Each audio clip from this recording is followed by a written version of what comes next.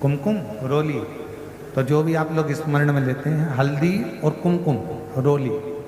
लगाकर कनेर के पुष्प को यदि सोमवार की अष्टमी के दिन मां जगतजननी की पीठिका का स्मरण करेंगे। जैसे ये शिवलिंग है और ये जो पीठिका है जहां पर शिवलिंग रखा है, गोल जो पीठिका दिख रही है या चौकोर हो या जो भी आकृति की हो पीठिका, वो पीठिका और ये जल निकलने वाला जलाधारी का स्थान। तो कनेर का जो पुष्प होता है उसमें कुंकू और हल्दी लगाकर सोमवार की अष्टमी के दिन आप जब बहुत हताश हो जाएं, कोई साथ देने वाला ना मिले और कोई बड़ी उलझन में अगर उलझे पड़े हैं, एक कनेर का पुष्प इस पीठिका पर कहीं पर भी मां जगतजननी की पीठिका पर किसी भी स्थान पर मां तारा रानी का नाम लेकर एक बार अगर अपने सोमवार की अष्टमी के दिन पुष्प समर्पित कर दिया मां तारा देवी के नाम से,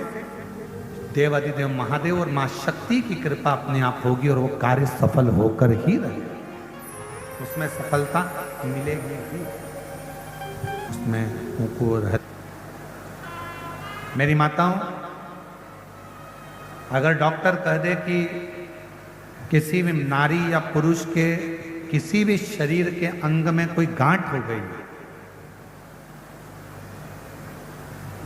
और डॉक्टर ने कह दिया कि यह गठान का ऑपरेशन करना है, तो मेरा निवेदन है डॉक्टर के कहने से ऑपरेशन कराओ, मना नहीं, पर डॉक्टर से 2 दिन 5 दिन मांगना कि ऑपरेशन 2 दिन बाद या 5 दिन बाद या 10 दिन बाद या 15 दिन बाद हम करा लें, ऐसा विनय करना उनसे। और कलश के अंदर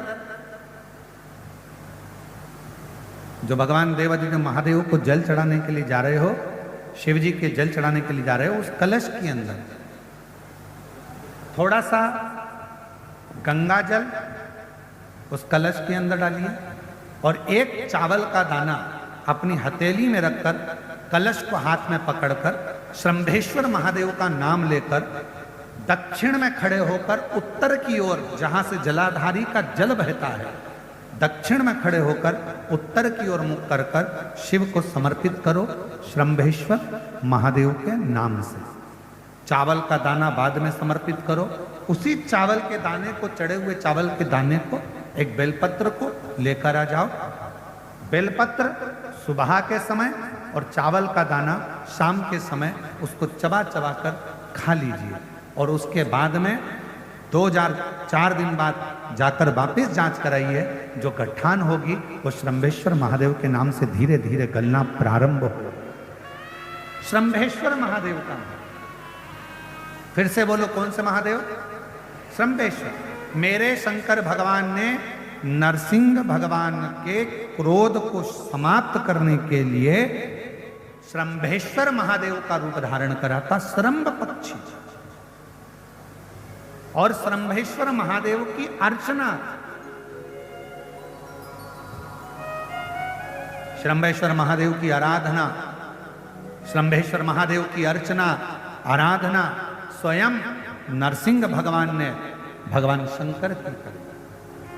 और थोड़ा सा वर्णन इसका मिलेगा कूर्म पुराण की कथा में। श्रंभेश्वर महादेव का, श्रंभेश्वर महादेव का नाम, हम तो कई जिन बच्चों का दिमाग थोड़ा सा काम नहीं करता या बच्चों के मुंह से राल बहती रहती है या बच्चे का हाथ पैर या शरीर चल नहीं रहा हो, शरीर काम नहीं कर रहा हो, डॉक्टर ने कह दिया ये कभी नहीं चल पाएगा, हम उसके लिए भी कहेंगे माताओं से, देसी गाय का दूध, ज्यादा नहीं, 1 किलो 2 किलो नहीं, शंकर भगवान को देसी गाय का दूध 1 चम्मच में भी अगर 2 बूंद भी आप शंकर भगवान को श्रंभेश्वर महादेव का नाम लेकर चढ़ाएंगे और उस दूध को वापिस चम्मच में लेकर आएंगे और उस बच्चे को चटाना अगर श्रंभेश्वर महादेव के नाम से चालू करेंगे,